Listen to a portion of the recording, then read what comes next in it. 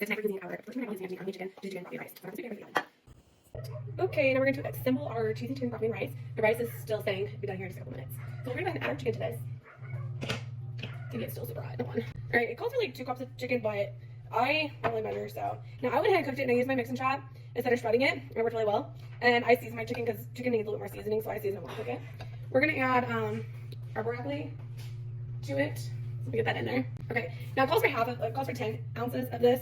So we're just going to go ahead and do about half of a can because I bought a big can.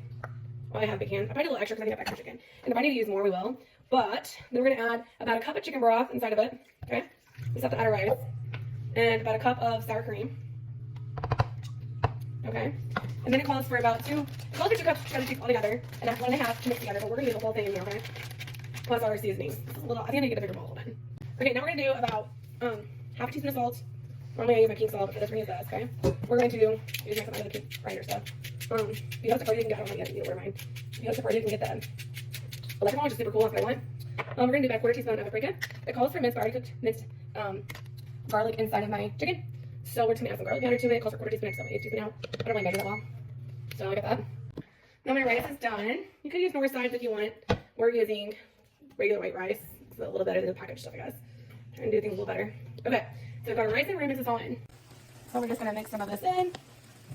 Looks nice and cheesy and pretty. Goodness.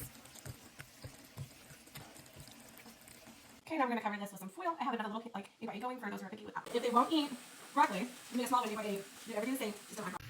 I've had this on for 350. I covered it in foil, both of them, and we're just gonna stick these right in the oven, right? One each way. We're gonna put it in there for 20 minutes at first, then we're gonna take our foil off and let it cook the rest of the 10 minutes. So I did forget to add some shredded cheese to the top of our smaller pan, so that's what we're doing. Right, we're just gonna sprinkle some of this on top, and there we go, put it back in the oven.